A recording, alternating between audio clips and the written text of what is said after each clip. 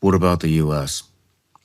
So the U.S., from what we've seen, I told you about the camps, right? That there's the advanced urban warfare. So we think it's going to look like October 7th, but it's actually based on, and October 7th was probably also based on it. It's based on the Mumbai attacks that occurred 15 years ago in Delhi, India.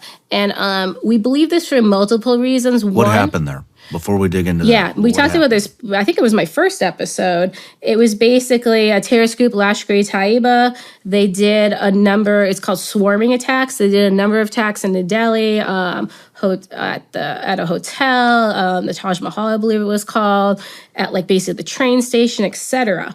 The interesting thing about it, and this is why they're going to employ it now, is those terrorists were given kind of like latitude. One, they could change the location they were attacking, and they could change the modus operandi they were using. So, for example, when they went into the train station, it was supposed to be a bombing. When they got in there, they said, wow, we can kill more people just shooting them than putting the bomb together, and they shot them. Another thing that they did is in real time, information was being passed to them. So when they were in the Taj Mahal, they were being told what was on the press and what the police were doing, and they changed basically some of their movements in the hotel to make the attack last longer, okay? So this is the part that's going to be different, right? So Al-Qaeda always wants to innovate when it does its next attack, right? So I've already told you about the innovation of the suicide vests. Well, do you know we really haven't had a suicide bombing in the United States ever?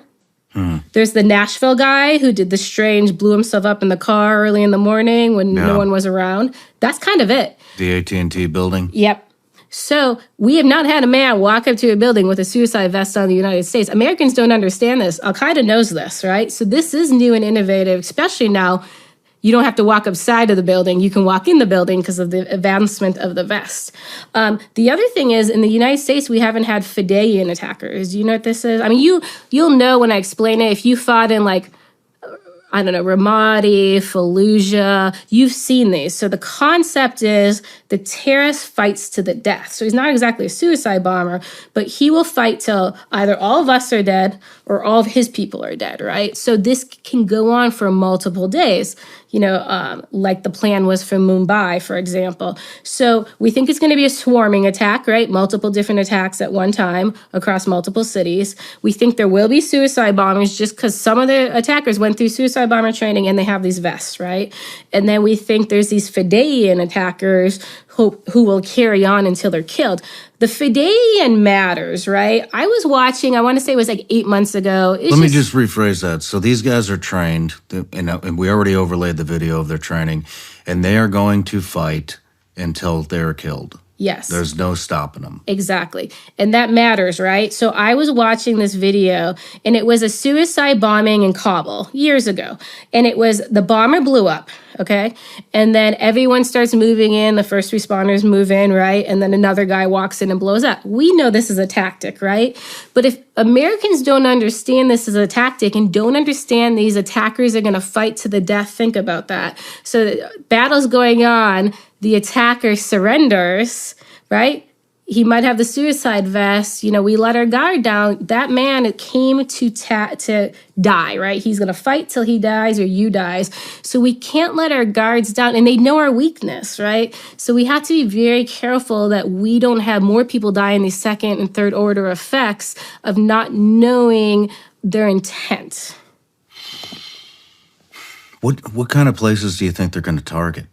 So this is what's complicated. So Al-Qaeda's preference, as you can imagine, is symbols of the U.S. or anything that causes economic damage, right? So Capitol is a great symbol.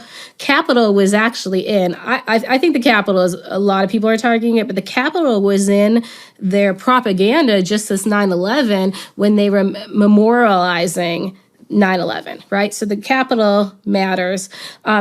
I feel like bridges or any kind of public transportation always matters because it puts costs against us and it causes fear. But here's where it gets complicated. So remember, the terrorists might have their goal is they're going to attack the metro in D.C., right? But remember, some of these terrorists are going to be ISIS. And remember, they can change location. So the ISIS guy might go down the metro and say, there's not many people down here. I'll kill 20, but there's a event going on. I'm going to go up there, right? And because ISIS is a little different. ISIS just wants mass casualty.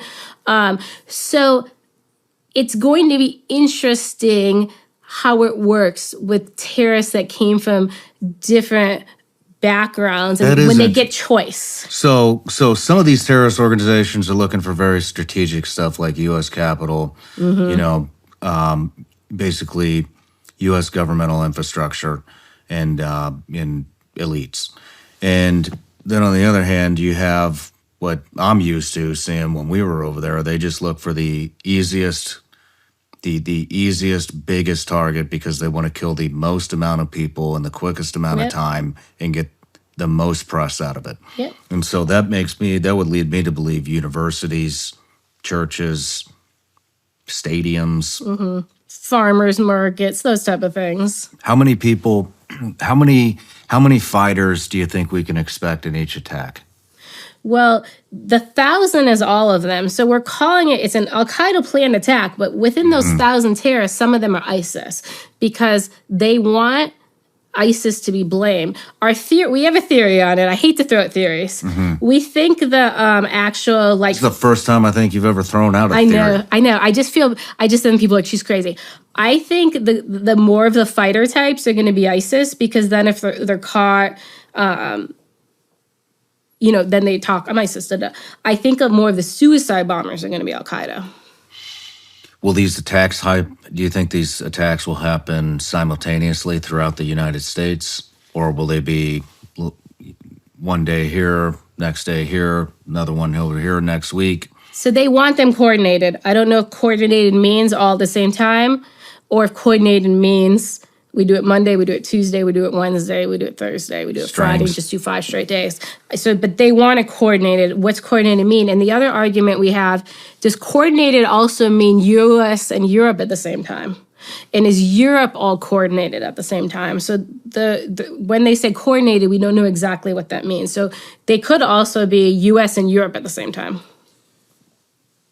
which is complicated. Do you think Europe will see mass casualties, or earlier you kind of mentioned that you think that the primary target in Europe is still U.S. embassies? No, that's for the wave. So remember, there's a wave of embassy attacks, but then there's this multi-coordinated attack. It's a completely separate wave of attacks.